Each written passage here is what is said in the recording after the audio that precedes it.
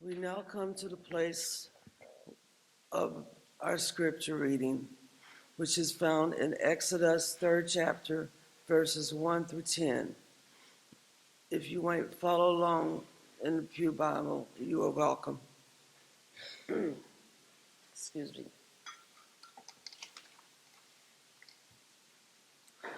Moses at the burning bush. Moses was keeping the flock of his father-in-law Jethro, the priest of Midian.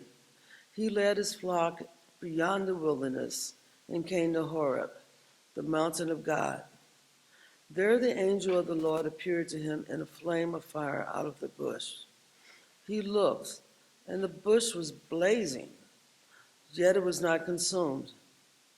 Then Moses said, I must turn aside and look at this great sight and see why the bush is not burned up.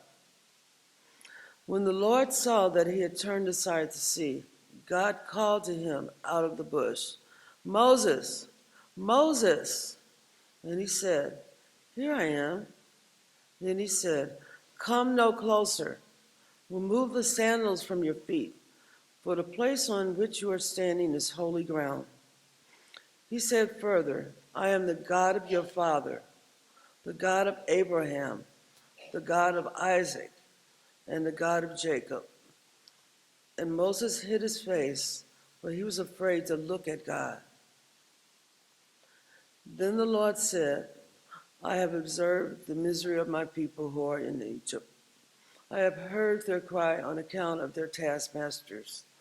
Indeed, I know their sufferings, and I have come down to deliver them from the Egyptians and to bring them up out of that land to a good and broad land, a land flowing with milk and honey, to the country of the Canaanites, the Hittites, the Amorites, the Perizzites, the Hivites, and the Jebusites. The cry of the Israelites, has now come to me. I have also seen how the Egyptians oppressed them. So come, I will send you to Pharaoh to bring my people, the Israelites, out of Egypt. May the Lord have the blessing and the reading of his word. Amen.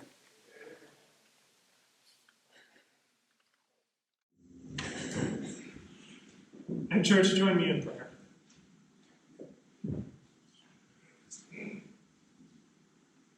Oh God, you fill our scriptures, you fill our lives with stories that point to you. Point to the ways that you love and care for us. Point to the ways you walk alongside us in life. You walk alongside us in the good and the bad, in ways that call us out to do more, and in ways that free us from suffering and pain. And so, oh God, this morning as we meditate on one of those stories, God, that our hearts would be opened, that we would feel your Spirit moving, and truly receive whatever it is you have for us to receive today. So, oh God, may the words of my mouths and the meditation of our hearts and minds be holy and acceptable to you, our rock and our Redeemer. Amen. So as Pastor Patrick has already said, at about 1 o'clock this afternoon, I will be starting a time of sabbatical. No, not just me, actually. We will be starting a time of sabbatical. A time where I will be away from you for about 2 months. Where I will be studying and learning and praying and worshiping and doing all the stuff that sort of got put on the back burner as we have been doing ministry in the same place. And I'll be focusing on this idea of companioning. What does it look like to walk alongside people in life? What does it look like to be a good companion on the journey that we live together? And so, in order to prepare us for this sabbatical time, I thought we should reflect on a text that I think embodies or teaches us something about this companioning, the story of Exodus 3 that Mary just read for us a second ago. But I want to start out, before we get into that, with one other story. How many of you have seen the movie or read the book The Fault in Our Stars? There's at least a couple of you. Yeah. So the story is about this young lady named Hazel Grace who has terminal cancer. And at this point in the movie, the story I'm thinking of, she has been been diagnosed with depression, which she says is a side effect of dying, not of cancer. And she doesn't really like to do a whole bunch at this point. He kind of hangs out at home and goes to a couple college classes and a support group every once in a while. But she doesn't really like the support group, and she only really goes because her parents tell her. But she's super spunky, and she's really, really funny, even if it's cynical and a little dark. And one day she goes to the support group, and there's this boy there named Augustus who's there supporting his friend Isaac. And Augustus, in some ways, is very different from Hazel. He's charming, he's hopeful, and he's also kind of bold and pretty edgy, sometimes holding an unlit cigarette between his mouth, proclaiming, "I'm holding the thing that could kill me," but not giving it the power to actually kill me. And he gets up and he says something about wanting to live an extraordinary life, that he is going to live an extraordinary life, and Hazel gets up right after and says, "Well, you know, life is really pointless anyway, and we're all going to die at the end of it." And yet somehow they're still friends. And they decide to hang out. And this is the first time they've hung out together, and Augustus asks her this question. He says, "What's your life story?" And she proceeds to tell him all about her cancer diagnosis and her treatment and her prognosis. And he stops her and he says, No. I don't want your cancer story. What's your story before all of this? What's your real story? Augustus wants to know the true and deep Hazel Grace, beyond just the typical cancer Hazel that maybe gets seen or known beforehand. He wants to truly walk with her in life, to be her companion. Exodus, up to this point in the story, has been all about Moses. We hear the story of how Pharaoh has condemned all of the male children to be killed once they're birthed, and how these awesome midwives deceive Pharaoh and keeping them alive. We hear about Moses being born and being part of that deception of hidden in a basket in the river, and of him growing up in Egyptian royalty. We hear about him killing an Egyptian because this Egyptian was beating one of his people, a Hebrew. And we hear about Moses running away. It's all about Moses at this point, and then Exodus 3 shows up. Moses is taking care of his father-in-law's flock and goes to a mountain, and suddenly there's this bush there that's sort of burning up, but not really burning up, and he's not sure what's going on, so he turns aside to see. Curiosity, maybe. And God shows up.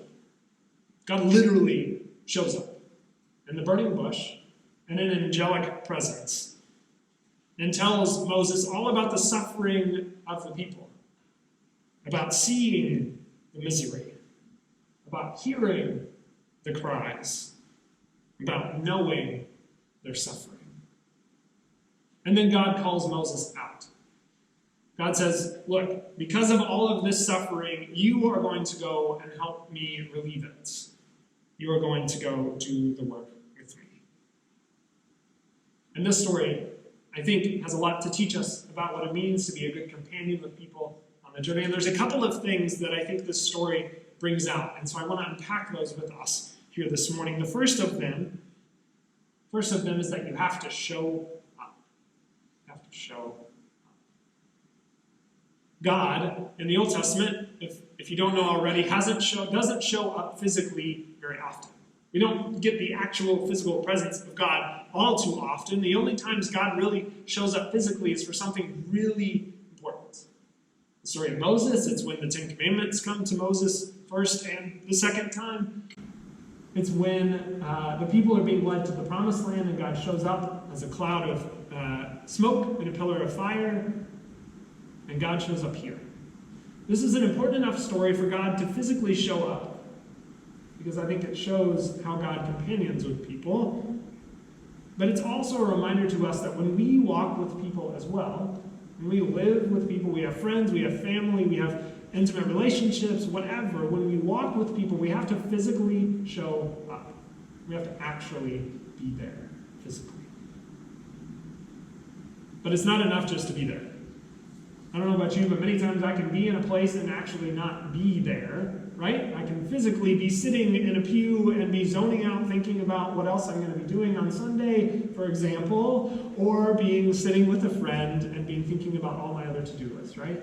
It's not enough just to show up physically. God shows up, as we talked about earlier, in a hearing and listening way. God actually hears what's going on with the Israelite people. And what's interesting is that it's repeated a couple of different times. First, in verse 7, right, God says, I have heard the cries of my people who are in Egypt. Indeed, I have seen the oppression. God hears and sees the oppression, using multiple senses, actually showing up and paying attention. And then later, in verse 9, just 2 verses later, says almost the exact same thing. I have heard the cries. I have seen the suffering. God doesn't show up physically. God is actually listening to what's going on. God is hearing the cries. God is seeing how the people are hurting. God is listening beyond just the words, but actually seeing the actions and what is being said and not said. God shows up and is actually paying attention. How hard is that for us sometimes to actually pay attention? Slow down and take a breath and just listen. And when God has done that, there's this important little tidbit in verse 7. It says God knows their suffering. God knows their suffering. That Hebrew word know has a couple of different translations. The first of them is sort of like that cerebral, I know something is happening. I know that 2 + 2 = 4. I know that this event actually happened in life. I know that Jeannie is sitting right in front of me, for example. I know something cerebrally. But the Hebrew word can also mean know someone in a relational way. It's used to say that you know someone thoroughly. You know their heart. That you know someone beyond just the brain. You know them deeply and intimately. Dennis Olson, a New Testament scholar, puts it this way. God becomes fully aware of Israel's suffering under Egyptian slavery in every sense. Of seeing the oppression, of hearing the cry, and of knowing intimately Israel's pain.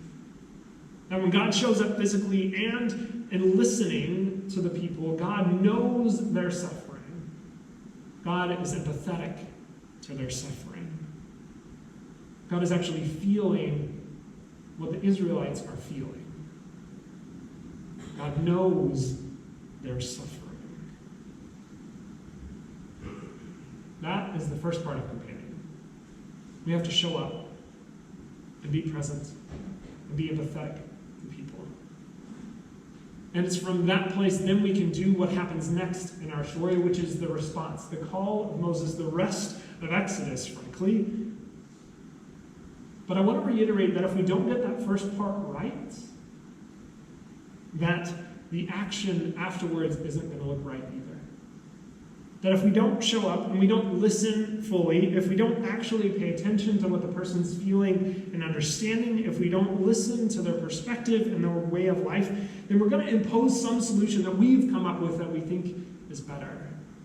And frankly, that doesn't work. How many of us have had someone tell us how we should live our life or how we should do something? Does that work super well? I don't think so. And we see this in the Fault in Our Stars too. Augustus wants to know Hazel Grace, know her in a way that is beyond just the cerebral knowing. And when he does that, he's able to provide the transformation that she needs when tragedy strikes. He's able to provide her the actions she needs. So again, I want to reiterate that that first part, that knowing, that listening, that taking in and paying attention is super important. Because if we do that right, then the work that comes next, this work of taking risks for transformation, this resolving of suffering can happen. You see, because that's what happens next. That's the second part of companioning, I think, that Exodus teaches us. It's listening, it's showing up, and then it's seeking to take risks to relieve the suffering. Moses, this is a lovely part of this Moses story. Moses, we don't catch this actually, but right after our story, asks God about 30 questions, all of which are excuses for why he shouldn't be doing the call that God has for him. He says, well, God, I don't speak very well. Well, I don't actually know what your name is. Well, the people don't know me. What are they going to say about me? Well, God, you know what? Can't you just find someone else to do the work? And what that says is that Moses is really afraid of what's coming. He's heard God's call. He knows that God is going to call him to deliver the people from Pharaoh, but that's the scary part. That this work of companioning, this work of walking with people, the response can be scary. Moses was going to have to face up to Pharaoh, the leader of his region. He was going to have to leave his in-laws and his previous way of life to find a new way of life. Frankly, he couldn't even tell his father-in-law why he was actually leaving. He was so afraid. And he didn't even know if the people would trust him. Moses had no idea what was coming. He was afraid. He was trying to find any way to get out of it, and yet God still called him to do it, and Moses responded. And he responded with transformation. God had shown up. God listened. God knows their suffering, and because of that, sought to relieve the suffering of the people through the Exodus, through delivering them from the oppression. Through sending them to the promised land was the exact opposite of where they were, to give them life and life abundant. God, as a good companion, was not just listening and hearing, but was responding and pulling them out of the pain that they were in. Now, for us, I think being a true companion, if we take this story seriously, means doing that work too. Of being a little afraid, that's fine, but then still responding. Of being like Moses, of hearing the call and still being willing to go in the face of danger. But empathy is not truly empathy if we don't respond. And that's what the rest of the book is about. The rest of the book is all about the way that God is responding and transforming and relieving suffering. The way that God spends numerous amounts of time on Moses to prepare him to be the leader he needs to be to do the work. The numerous amounts of time God spends with the Israelite people, even when they want nothing to do with God, when they take a wrong step or they do something that God tells them they shouldn't do. Then in the end, being a companion, if we take Exodus, in particular Exodus 3, seriously, means not just being empathetic, but actually responding out of that empathy and doing the work. Doing the work of seeking to rid ourselves of any oppression in this world, seeking to relieve ourselves and relieve others of any suffering they may have, of walking with people in tough spaces, of loving folks even when they appear unlovable, of doing that work of transformation. That is being a true companion. And the grace is that God does that work for us. The grace is that when we don't feel like we can receive the transformation we want, when we're suffering or we're in a rough spot, the grace is that God is doing that work over and over and over again.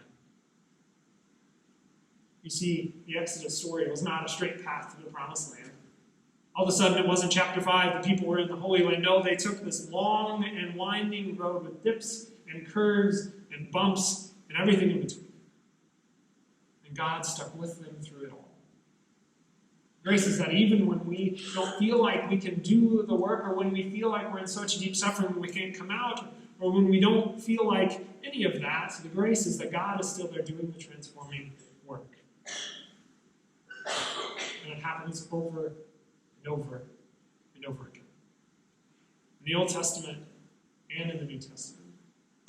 In the lives of the Israelite people, in the lives of Christ and the disciples and the church after, it happens over and over and over again.